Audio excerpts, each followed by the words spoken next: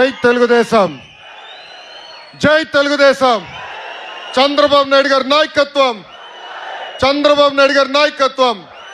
జోహార్ అన్న ఎన్టీఆర్, జోహార్ అన్న ఎన్టీఆర్. వచ్చింది మిమ్మల్ని కలిసేదానికి.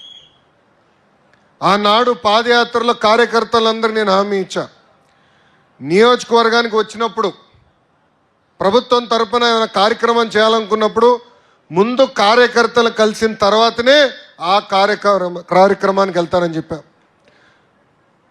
రేపు శంకుస్థాపన వేస్తున్నాం. 22,000 కోట్ల పెట్టుబడి 2 జిల్లాలకి రాబోతుంది.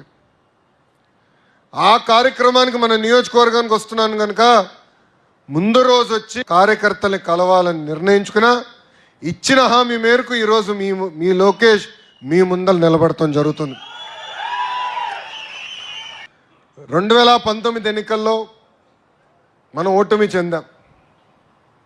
కానీ గెలిచిన శాసనసభ్యులందరూ కేశవన్న కానీ, అనగాని సత్యన్న కానీ, గొట్టుపాటి రవన్న కానీ, మిగతా నాయకులందరూ కూడా ఆనాడు శాసనసభ సాక్షిగా చంద్రబాబు నాయుడు గారు అనేక మాటలు అన్నారు. చంద్రబాబు నాయుడు గారు ఆనాడు రాజధాని విషయం వచ్చినప్పుడు నేను కౌన్సిల్ సభ్యుడిని.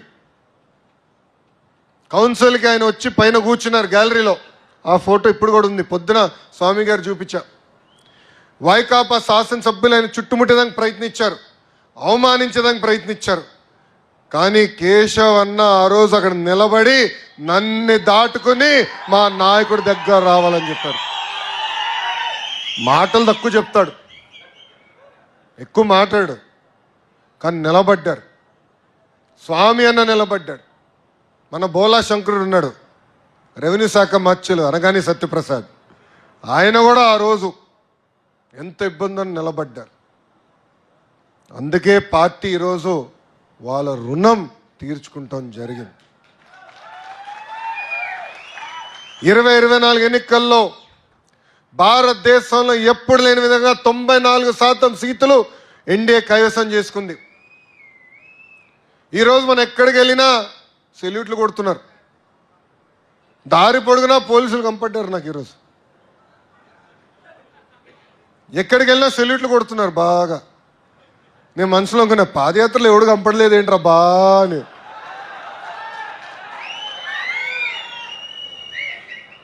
వచ్చారంటే ఉత్తరం పట్టుకుని వచ్చారు, లవ్ లెటర్.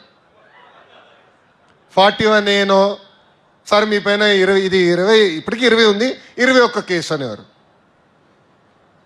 ఇది మీ అందరికి ఎందుకు చెప్తున్నానంటే గెలిచాం, ఇప్పుడు అందరు సెల్యూట్లు కొడతారు. కానీ కష్టకాలాలు మనం మర్చిపోకూడదు, మన పడిన అవమానాలు మర్చిపోకూడదు. నా పైన 23 కేసులు పెట్టారే, నేను మర్చిపోను. అధికారంలో ఉన్నా ప్రతిపక్షంలో ఉన్నట్టే మనం ఆలోచించాలి, కసితో పనిచేయాలి. ఆనాడు చంద్రబాబు నాయుడు గారు ఇంటి నుంచి బయటకు అడుగు పెట్టాలంటే గేట్లకే తాడు కట్టారే. ఏం తప్పు చేయని చంద్రబాబు నాయుడు గారిని 53 రోజులు రాజమండ్రి జైల్లో బంధించారే. ఆనాడు మనం చూసాం పుంగనూరు నియోజకవర్గంలో ఒక తాతయ్య మీసాలు మెలేసి తొడగొట్టి, ఎవరది అంజిరెడ్డి తాత, రా నా దగ్గర నుంచి తీస్తావా బీఫామ్ చూద్దాం అన్నాడు. ఆ అంజిరెడ్డి తాతే మనందరికీ స్ఫూర్తి. పల్నాడు జిల్లాలో ఎన్నికలు జరుగుతుంటే మంజులారెడ్డి గారు ఆనాడు బూత్ దగ్గర నిలబడి పోరాడారు. ఇక్కడ రిగ్గింగ్ జరిగేదానికి లేదంటే ఏకంగా తల్ల పైన కత్తితో గాయాలని, రక్తం గారుతున్నా అక్కడ నిలబడింది. పోలింగ్ అయ్యి డబ్బాలని సీల్ చేసిన తర్వాతనే ఆసుపత్రికి వెళ్ళిన మంజులారెడ్డి గారే ఈరోజు మనందరికీ స్ఫూర్తి. అదే పల్నాడులో మన చంద్రయ్య,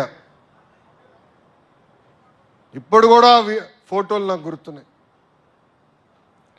చితకబాది నడి వీధిలో రోడ్డు పైన పడుకోబెట్టి ఒక్కసారి వాళ్ళ నాయకుడికి జై చెప్పమన్నారు, ఒక్కసారి వాళ్ళ పార్టీకి జై చెప్పు, నేను వదిలేస్తాన్నాడు.